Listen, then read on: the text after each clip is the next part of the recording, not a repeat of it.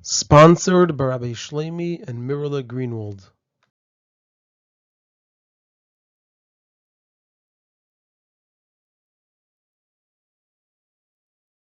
This is a Sicha from Likutei Sichos, Chelek Beis, Parshas Vayikra Sicha Alef, and the topic of the Sicha is that in this week's Parsha we learned the pasuk of Adam ki Yakriv Mikem, Korban LaHashem, and two teachings of Rashi on this pasuk. And there are four parts in the Sicha.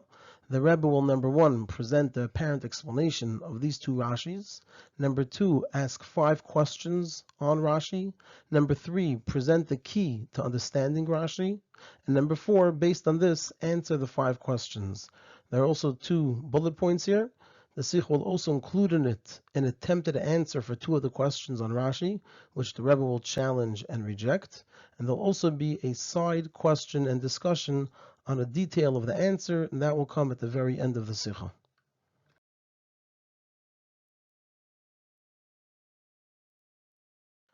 On the pasuk at the beginning of our parsha, where it says Adam ki Yakriv Mikem, Korban LaHashem Gamer, so Rashi quotes the words Adam ki Yakriv Mikem, and he explains Kishe Yakriv bekarbonis nedava diber inyan, that the discussion over here is about karbonis nedava, karbonis that a person donates, as opposed to karbonis that a person is obligated to bring.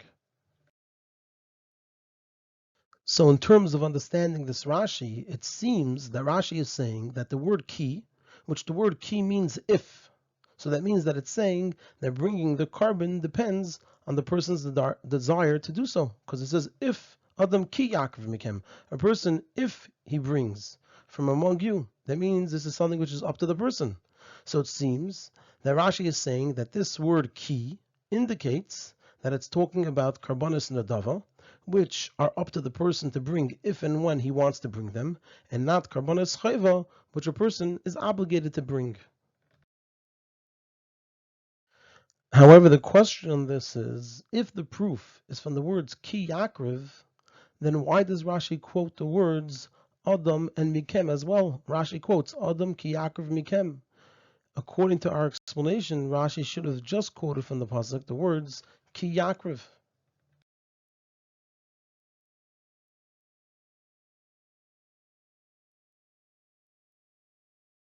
Afterwards, Rashi quotes the word Adam and he explains, Lama Nemar, why does the pasuk say Adam?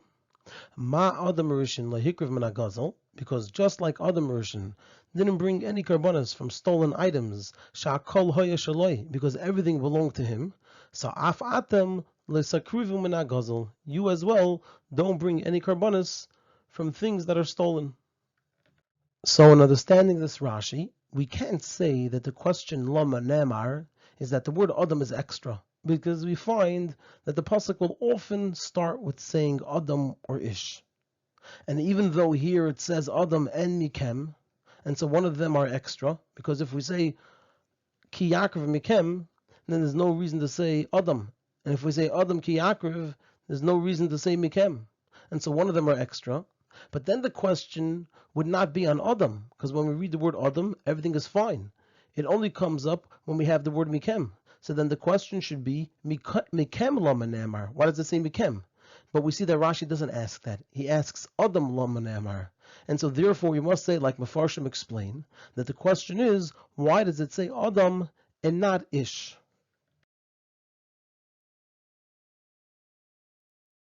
And the Rebbe is going to ask 4 questions on this Rashi.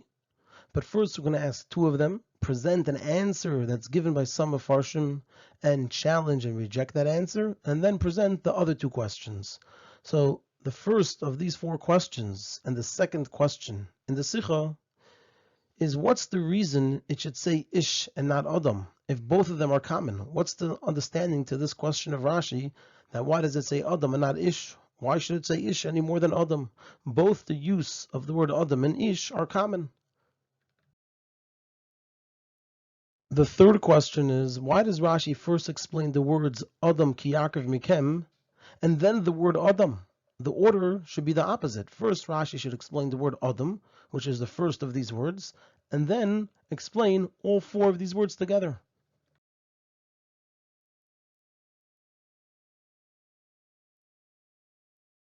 Regarding these last two questions of why is it better to say ish than to say adam, and why Rashi first explains the words adam ki Yakriv Mikem and only afterwards the word adam, so there are those Mefarshim who explain that actually one question is answered by the other question. Because before we prove that the pasuk is talking about karbanos nadava, so we could explain that it's talking about karbanos chayva, and that's why it says adam and not ish.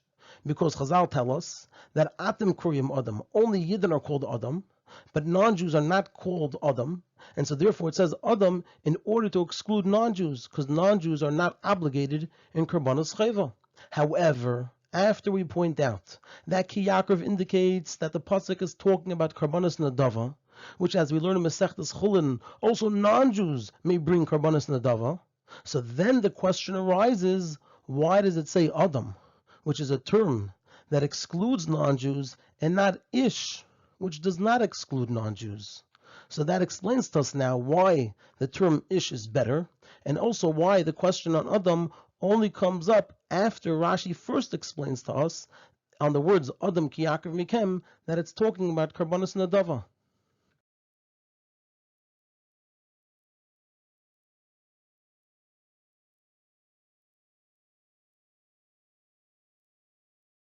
However, we can't say this answer for Rashi, and for three reasons. When we look at this answer, it's basically built on 2 points. Number one, that the word Adam excludes non-Jews, and number two, that non-Jews are allowed to bring Karbanos Nadava. And there's a problem with saying each of these things in Rashi. Let's start with this point that Adam excludes non-Jews. There are actually 3 problems with saying that. Number one, from where do we know that only Yidden are called Adam? When we look at Pshat Mikra, where do we know that from? And number two, to the contrary, we find places where Adam in Pshat Mikra includes non-Jews, and places even before our pasuk. And number three, especially since Rashi doesn't say anything on the pasuk Adam ki yamas ba'ayil, which that is the source where it's learned from that Adam doesn't include non-Jews. Rashi doesn't say on that pasuk that Adam only means Jews. So on saying that Adam excludes non-Jews, we have 3 problems with that. Now let's move on to the other point, that non-Jews may bring Karbanos Nadava. That's also problematic for Rashi, because from where do we know at this point that non-Jews may bring Karbanos Nadava? At this point in our learning, we don't know that yet. To the contrary, since we later have a special teaching for that, that means that we don't know of it yet. And so if we don't know of it yet, then Rashi won't include that in his teaching over here. He doesn't include in his teachings things that we don't know of yet. And then there's the third question, and that is on the wording of Rashi. Rashi says, Adam lama ne'emar. Why does it say Adam? The question shouldn't be why it says Adam according to this, but rather it should be how does it say Adam, not why does it say Adam. We don't want to know why it's written Adam. We want to know how does it say Adam. If Adam only means Jews and not non-Jews, how can it say that if it's talking about Karbanos Nadava, which also non-Jews are allowed to bring as a carbon? And so for these three reasons, this answer won't fit for Rashi.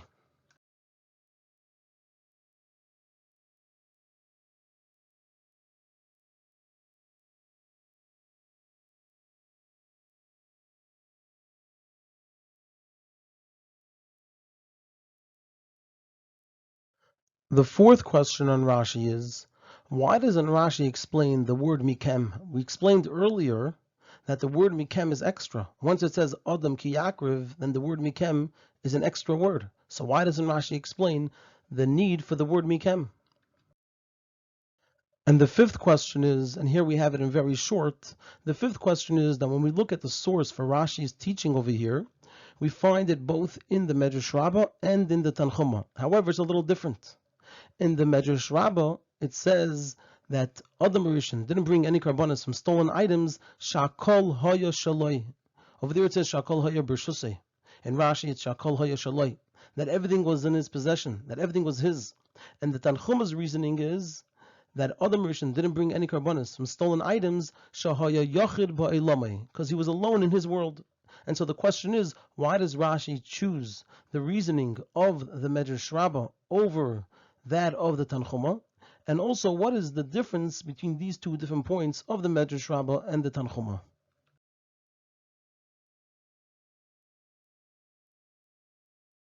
The explanation in all of this is as follows. So this is the key to the Sicha. This is going to lead into the answers to all of our questions. So we're going to lay down a certain idea over here, and based on that, we're going to be able to answer all of our questions. So on a simple level, since our Parsha is the beginning of the teaching about Korbanos, so it makes sense that it's talking about Korbanos Chayva, which are the main type and the required type of Korbanos. Those are the first Korbanos that should be taught. And therefore, if it's at all possible, we will explain that the Parsha is talking about Korbanos Chayva, unless there's a clear proof that the Parsha is talking about Korbanos Nadava. And with this in place, we're now going to be able to understand and be able to answer all of the questions that we had on Rashi.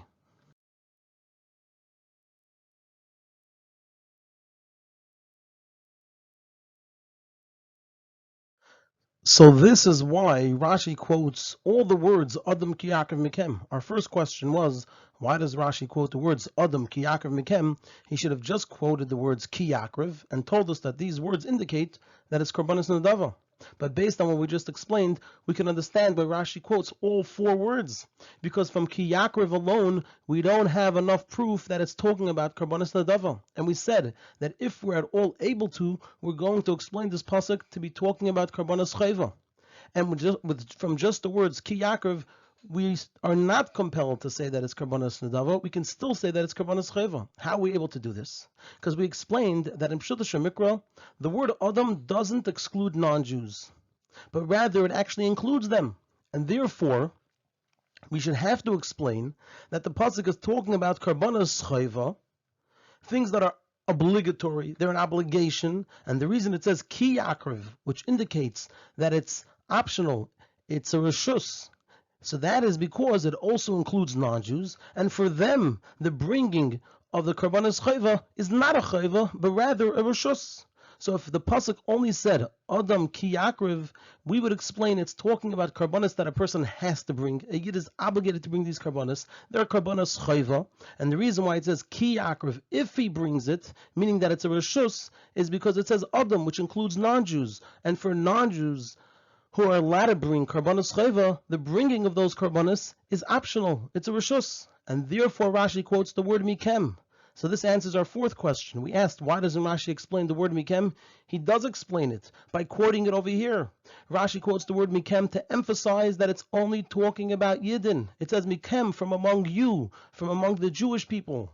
And therefore, Ki Yakriv must mean that it's talking about Korbanos Nadava. Because it says, if it's Korbanos Chayva, there's no if. He has to bring it. And so, from the words Ki Yakriv Mikem, we see that it's talking about Korbanos Nadava. If one among you brings it, this is not a korban that he has to bring. However, we can still say that it's talking about Korbanos Chayva, even if we have the word Mikem. And the reason it says Ki Yakriv, if the person brings, even though it's Korbanos Chayva that a Jew is bringing and he has to bring them, it's not a reshus. So the reason it says Ki Yakriv, which means reshus, is because it also includes when a person brings a korban for what he did when he was a katan.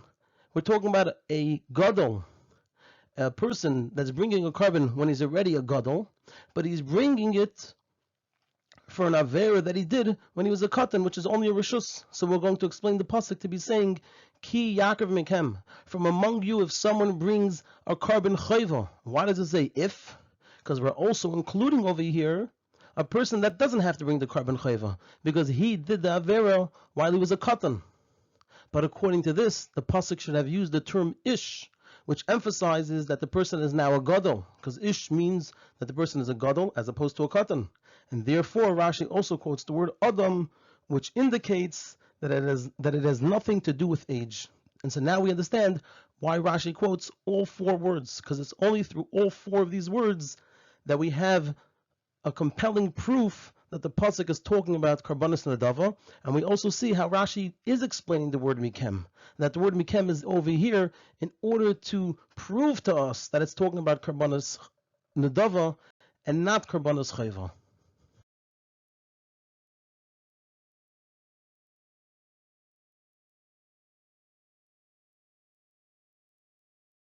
However, according to this, it's enough to just write Mikem, to exclude non-Jews. The pasuk should have just written Ki Yakriv Mikem, And we'd know to exclude non-Jews because it says Mikem. And in order to exclude the case of a katan, we don't have to write Adam. It's enough to just not write Ish. Because if we're talking about the case of a katan that is now a gadol and is bringing a korban for what he did when he was a katan, then the Torah would be required to write the word Ish to bring that point across. And so in order to exclude the case of katan, it's enough to just not write Ish.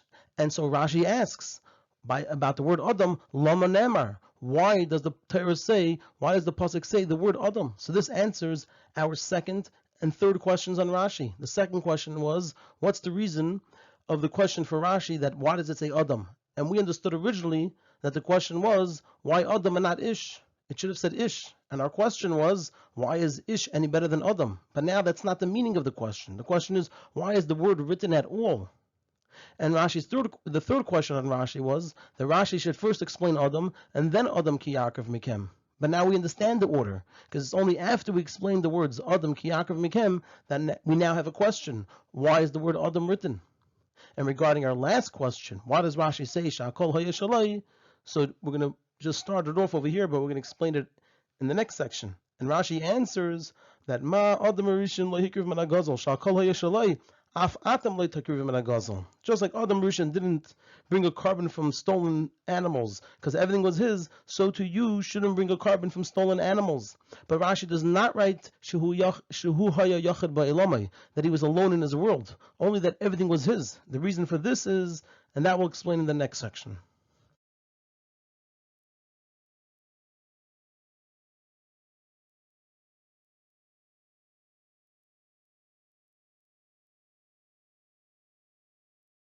Now, the difference between these two lashonos, these two reasonings, is as follows. When you say shehu ha'yachad ba'ilamai, which is what the Tanchuma says, so this means that he didn't have from who to steal from.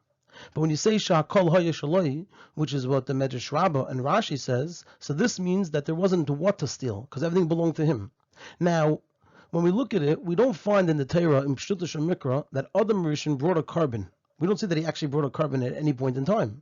And so therefore, Rashi must learn that it means that he wasn't able ever to bring from anything that was stolen. And not that when he brought a korban, he didn't actually bring it from something that was stolen. Because we don't find that he brought a korban. So it must mean that he wasn't able to bring from something that was stolen. And therefore, it's difficult to say the reason of the Tanchuma, Shehu Yachad Ba'ilamai, since that was for a very short period of time.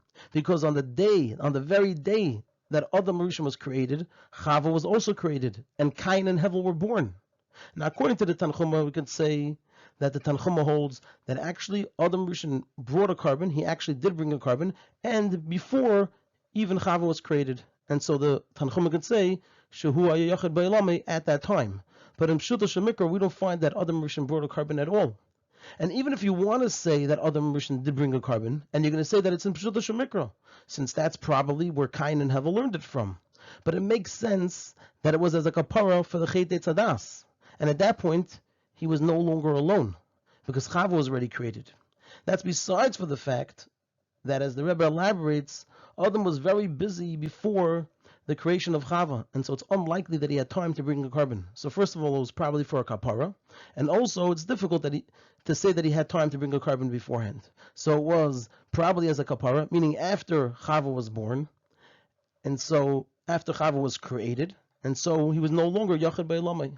And therefore Rashi says, Sha'akol ha'yashalai, everything was his, meaning that everything became his right when he was created, and he didn't lose the ownership after others were created.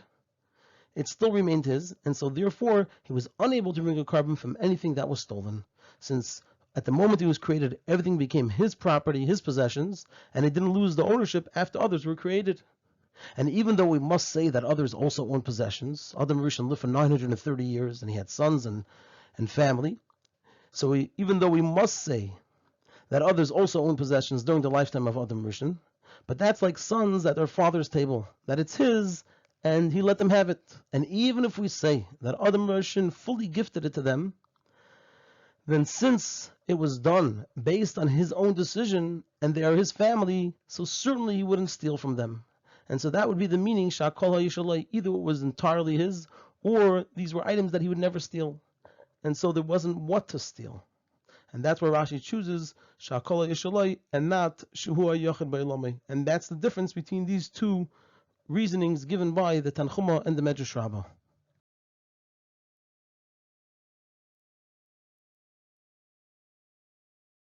We're just going to move on now to a side discussion. There's a question over here on what we just said.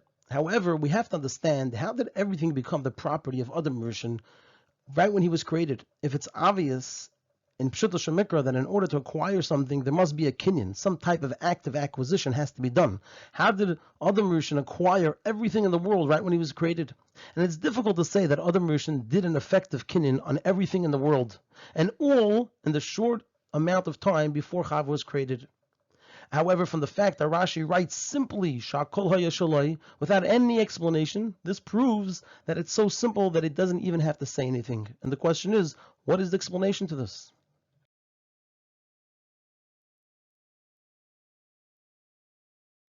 Now, as an answer to this question, so some want to prove from here that if there is ever an object that nobody owns, there's such a case, there's an object that nobody owns it, and only one person in the world can acquire it. However, you could imagine that scenario, but here we had it with Adam Rishon, that there were objects in the world, many objects that nobody owned, and there's only one person in the world that could acquire it, Adam Rishon.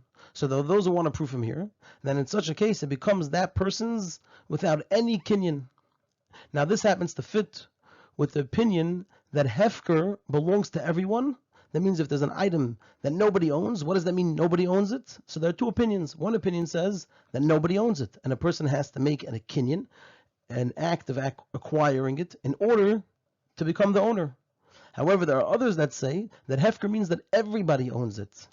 And the purpose of the kinyan is that the person should remove everybody else's ownership from it. So this idea fits with saying that Hefker belongs to everyone, and the kinyan is to remove it from everyone else.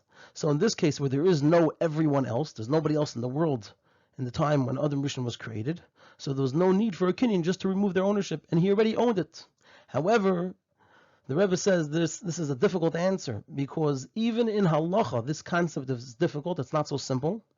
And in terms of being an answer for Rashi, this is a big chiddush, and Rashi should have to say it. So it's not possible that this is what Rashi has in mind. And so our question remains, what is the explanation that's also so simple that Rashi doesn't have to say anything for the fact that Adam Rishon owned everything in the world, even though he didn't do a kinyan on it?